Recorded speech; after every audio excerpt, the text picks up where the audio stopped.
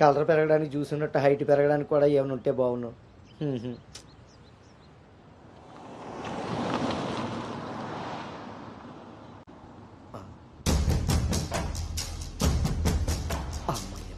దొరికాడు.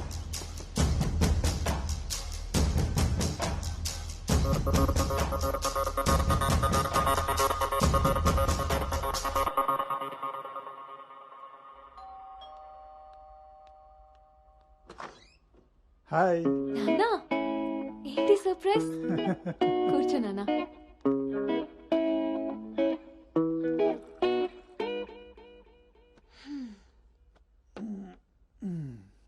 ఇప్పుడు మనం లంచ్కి బయటికి వెళ్తున్నాం, నువ్వు రెడీ అయ్యరా. Okay, 5 minutes. సరే.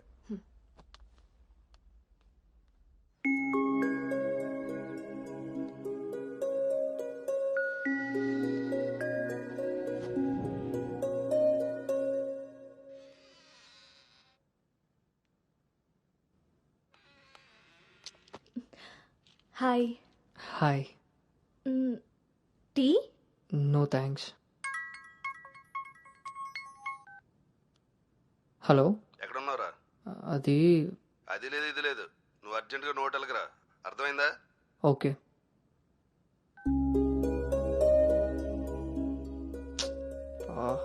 ఏమైంది గౌతమ్? అర్జెంటుగా నోవోటెల్కి వెళ్ళాలి, క్యాబ్ బుక్ అవ్వట్లేదు. నేను డ్రాప్ చేస్తాను కదా.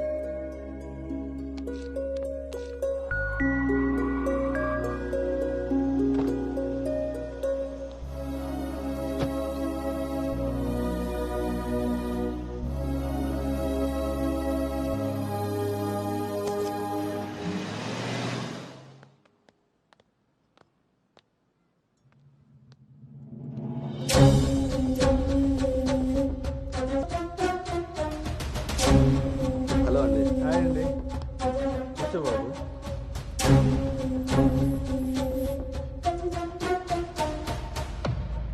బాబు, మా అమ్మాయి అను.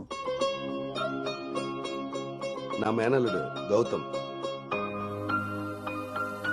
మా అమ్మాయి ఇక్కడే స్మార్ట్ వర్క్ సొల్యూషన్స్లో వర్క్ చేస్తాం. ఓహో, ఏం కావాలి బాబు? ప్రైవసీ కావాలన్నగారు. మనం వీళ్ళకి పెళ్లి చూపులు అరేంజ్ చేసి మనం వాళ్ళనే చూస్తూ కూర్చుంటే ఇంకా వాళ్ళు ఏం మాట్లాడుకుంటారు? ఓ కదా, పదండి రండి. వెళ్దాం.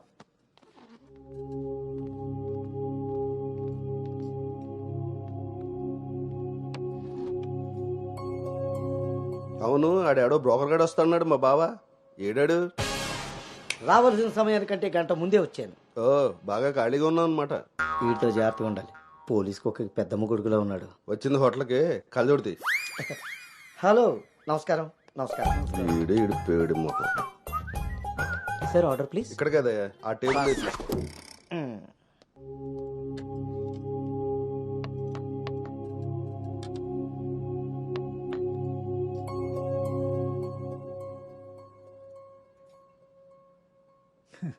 మేము మా అమ్మాయిని చుట్టూ ఉన్న ప్రపంచం తెలియకుండా పెంచితే మీరు మీ అబ్బాయిని అసలు ప్రపంచం అనేదే తెలియకుండా పెంచారే. కరెక్ట్గా చెప్పారు. అందుకే ఎదురుగా ఉన్న మీ అమ్మాయిని చూడటం మానేసి నేల చూపులు చూస్తున్నాడు యాదవ. ఇక జీవితంలో అప్పులు చేయకూడదు.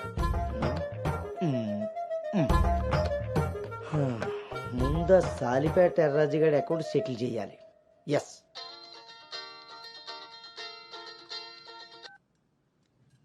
హలో,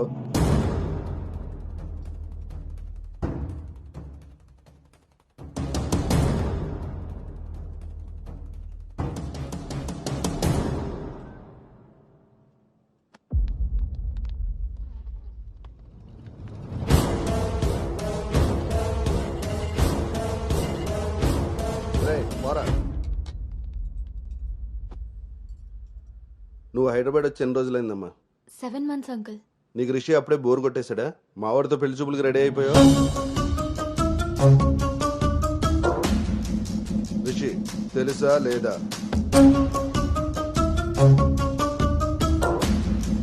ఇక్కడ అడుగుతుంటే ఆడం చూస్తావేంటి? మావయ్య అది నువ్వు నార్మల్, నీకు తెలీదు. రిషి తెలుసా లేదా? రాజా, ఈ రోజు మన దగ్గర మావయ్య ఒకసారి చెప్పి. ఏయ్, నువ్వు నోర్మై, ఇంకోసారి మాట్లాడామంటే నేను వెళ్ళిపోతా. సార్, ఏం జరిగిందండి? ఏయ్, నువ్వు ఉండవయ్యా. నీకు తెలుసా లేదా? నిన్నే అడుగుతున్నా.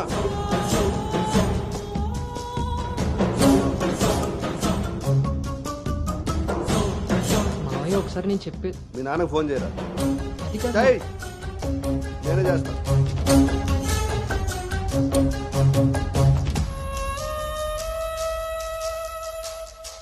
ఇక్కడ ఏదో పులిహోర అయినట్టుంది.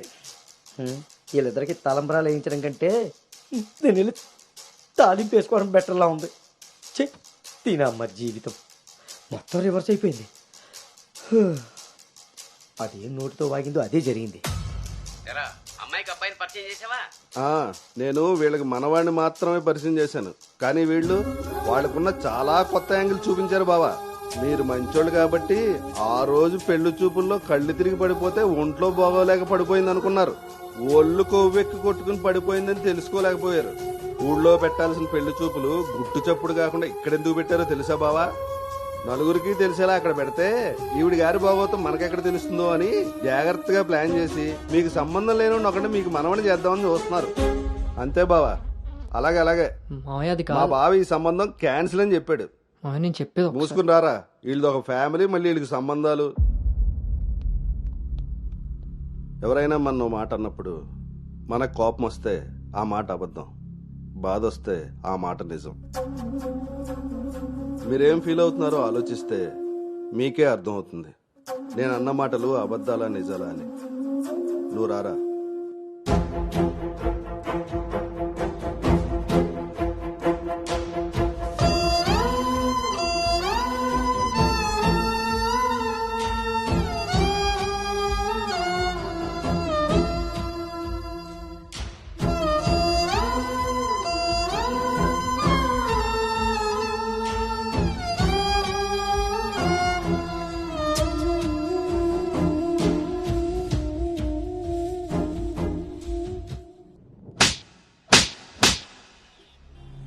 అను ఇట్స్ ఓవర్.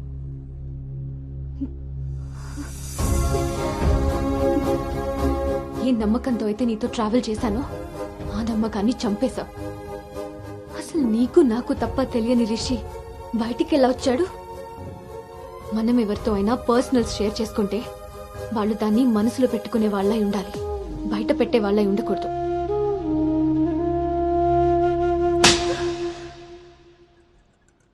అసలు ఏంటి నీ ప్రాబ్లం? నువ్వే. నీ మాటలే నాకు ప్రాబ్లం, నీ నవ్వే నాకు ప్రాబ్లం. తేజు నువ్వు నా ఫ్రెండ్ అంతే. ఫ్రెండా? నీకో విషయం తెలుసా గౌతమ్, నీతో ఫ్రెండ్షిప్ చేశాక నేను నిన్ను లవ్ చేయలేదు, నిన్ను లవ్ చేశాకే ఫ్రెండ్షిప్ చేశాను. నేను నిన్ను లవ్ చేస్తున్నానని నీకు తెలిసి కూడా నువ్వు నన్ను లైట్ తీసుకున్నావు. అయినా నేను మాత్రం సీరియస్గా ఫాలో అయ్యాను, సిన్సియర్గా లవ్ చేశాను. ఎంతలా అంటే నువ్వు పల్లవితో రిలేషన్షిప్లో ఉన్నా కూడా నువ్వే కావాలి అనుకునేంత. నువ్వు పల్లవితో స్పెండ్ చేసిన ప్రతి మూమెంట్ నాకు చెప్తుంటే పెయిన్ ఫీల్ అవుతూ కూడా దాన్ని తట్టుకోగలిగానేమో, కానీ నీ పైన ప్రేమను చంపుకోలేకపోయాను. ఇంకా ఇలా ఎన్ని రోజులు గౌతమ్? నా వల్ల కాలేదు. మా పేరెంట్స్ ఊరు నుండి రాగానే మీ పేరెంట్స్తో ప్రపోజల్ పెట్టిద్దామని మీ అంకుల్ నెంబర్ తీసుకున్నాను. కానీ నేను నిన్ను నోవోటల్ దగ్గర డ్రాప్ చేసి వస్తుండగా వేరే దారి కనిపించలేదు. నీ లవ్ కోసం నువ్వెంత సఫర్ అయ్యావో నా లవ్ కోసం నేను అంతే సఫర్ అయ్యాను.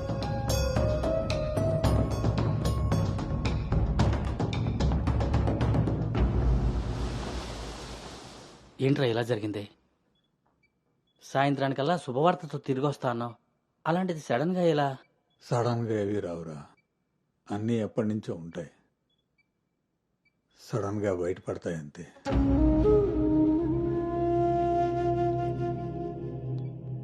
ఇప్పుడు ఎలా ఉందండి సార్? మీరు కొంచెం బయట వెయిట్ చేస్తారా? బీపీ కొంచెం అబ్నార్మల్గా ఉంది. మీరు ఏదో విషయం మీద స్ట్రగుల్ అవుతున్నారు. అలాంటివి ఏమైనా ఉంటే ఫ్యామిలీ మెంబర్స్తో షేర్ చేసుకోండి, కొంచెం రిలీఫ్ అవుతారు. ఈయనకి రెస్ట్ కన్నా రిలీఫ్ ఎక్కువ అవసరం. Take care.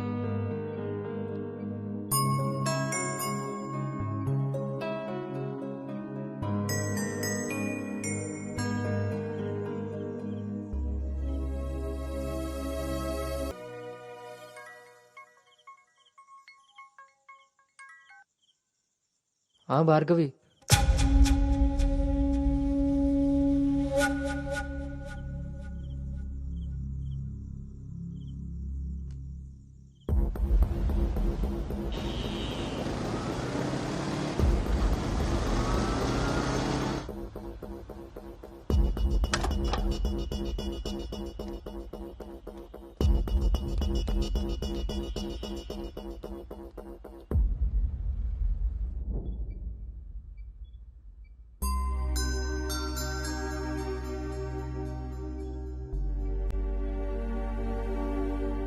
తప్పు జరిగిపోయింది అంకుల్.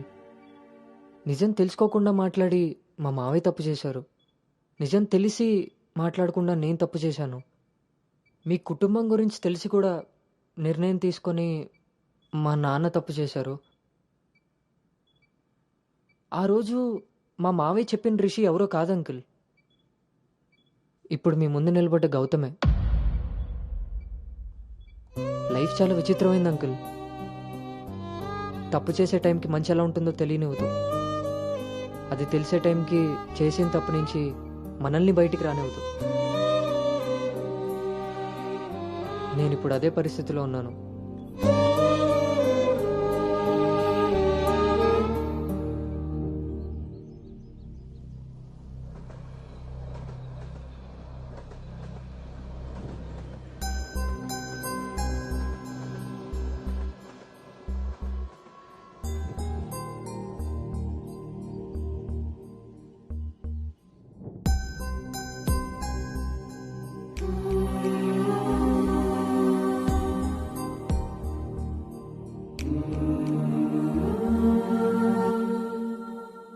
అమ్మాయి విషయంలో తప్పు జరిగిందని తెలిసాక కోపాన్ని ఆపుకోలేకపోయాను.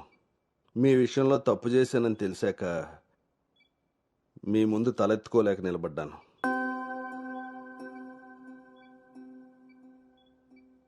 ఎదిగే పిల్లలకి స్వేచ్ఛనిచ్చే మనం మన పిల్లలు ఎదిగిపోయారన్న విషయం కూడా తల్లిదండ్రులుగా మనం గుర్తించగలగాలి.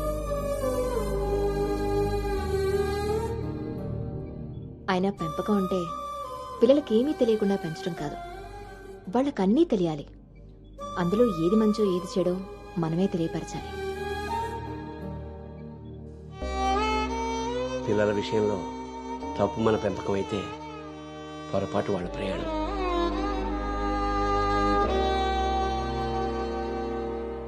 మనం మోస్తున్న పల్లెకిలో కూర్చున్నది మన పిల్లలు.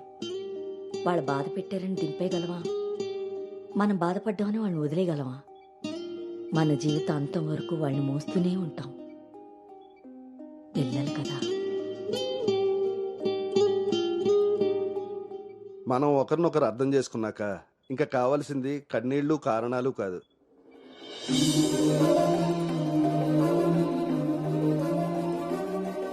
నాకు ఈ పెళ్ళొద్దు నాన్న.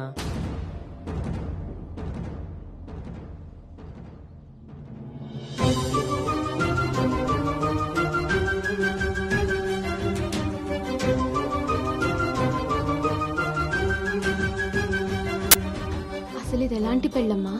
పెద్దలు కుదిర్చి పిల్లల ఇష్టంతో జరుగుతున్న పెళ్ళ, లేక పిల్లలే ఇష్టపడి పెద్దల్ని ఒప్పించి చేసుకుంటున్న పెళ్ళ?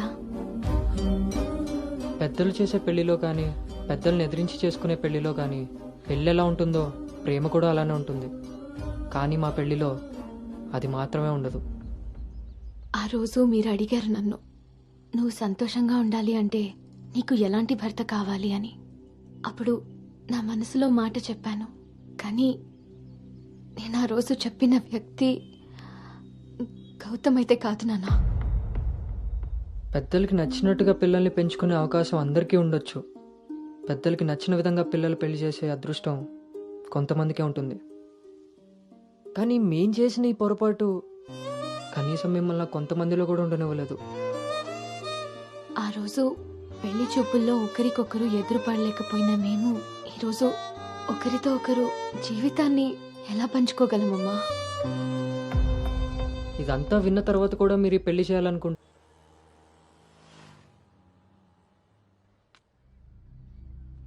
చిన్నతనం నుంచి నువ్వు నేను ఒకే ఊర్లో పెరిగాం. నిన్ను తాకిన గాలే నన్ను తాకింది, నువ్వు తాకిన నెలనే నేను తాకాను. మన పరిచయం విచిత్రం, మన ప్రయాణం ఇంకా విచిత్రం.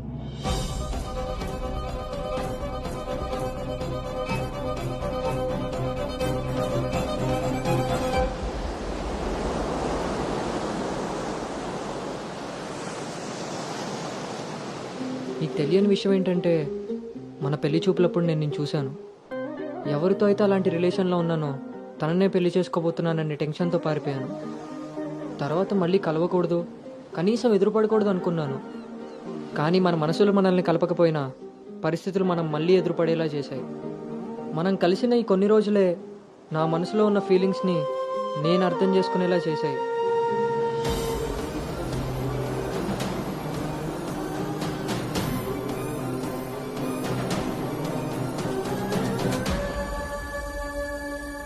ప్రేమ అందంతోనూ ఐశ్వర్యంతోనూ పుడుతుందని తెలుసు, కానీ కేరింగ్ వల్ల కన్సోలింగ్ వల్ల పుడుతుందని నా విషయంలోనే తెలుసుకున్నాను.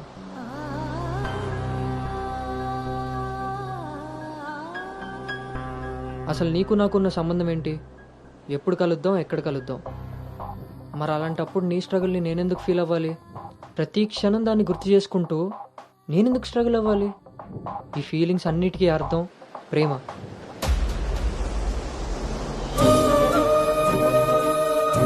ఆ విషయం చెప్తే నన్ను తప్పుగా చూసి దూరం చేస్తావేమో అన్న భయంతో చెప్పలేకపోయాను. కానీ నువ్వు పెళ్లి చూపులకు ఒప్పుకున్నాక అర్థమైంది అది డౌట్ కాదు, నిజమని. ఎందుకో తెలుసా? నిన్ను చూసుకోవడానికి వచ్చే పెళ్లి కొడుకు నేను కాదని నీకు తెలుసు కాబట్టి. నువ్వు అక్కడ పెళ్లి చూపులకు ఒప్పుకున్నావంటే ఇక్కడ నన్ను లవ్ చేయట్లేదనే కదా. మరి నేనెందుకు ఒప్పుకున్నానో తెలుసా? నన్ను చూస్తే నువ్వు ఎలాగో నచ్చలేదని చెప్తావు. ఆ మాట విని నా మనసు బాధపడుతుందని తెలిసినా మా నాన్న మాట కాదనకుండా వచ్చినందుకు కనీసం ఆయనైనా సంతోషపడతారని వస్తానన్నాను. నేను పల్లవిని దాటి అనుని చేరడానికి చాలా ప్రయత్నించాను, కానీ చివరికి రిషిగానే మిగిలిపోయాను. అలానే నా మనసులో మాట ఎవరికి చెప్పకుండా ఉండలేను. అను నీతో కలిసి తిరగడానికి పరిచయం సరిపోయిందేమో కానీ నా ప్రేమని చెప్పడానికి ధైర్యం సరిపోలేదు. నేను నిన్ను ప్రేమిస్తున్నాను అని గట్టిగా చెప్పాలనిపించింది, కానీ అప్పుడు ఎలా చెప్పాలో తెలియలేదు. ఇప్పుడు ఏం చేయాలో అర్థం కావట్లేదు. అందుకే నా అనుకు ఏదైతే చెప్పాలనుకున్నానో దాన్ని తన సోల్మేట్ అయిన నీకు చెప్పుకుంటే కనీసం రిలీఫ్ అయినా దొరుకుతుందని చెప్తున్నాను.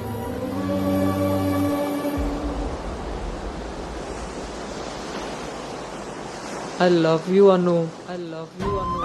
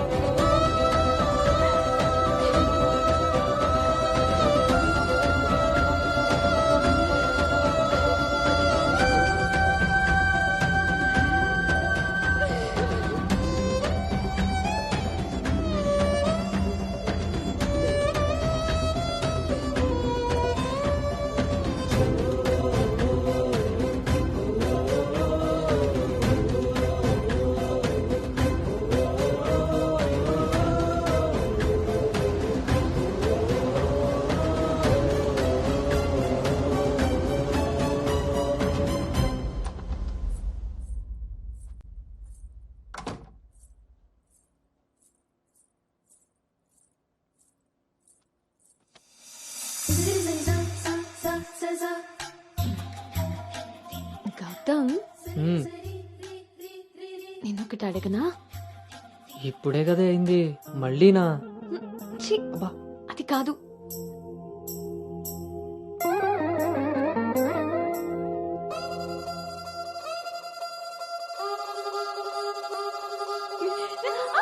ఏ జాగ్రత్త.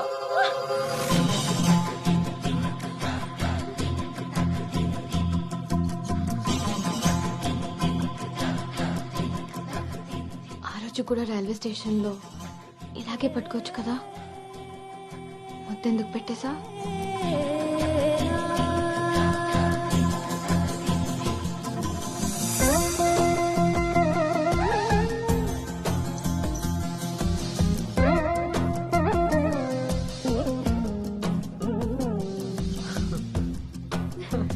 గౌతమ్ ఆగు. అను అను ప్లీజే ఇప్పుడు వద్దు. ఇప్పుడు కాక ఇంకెప్పుడు?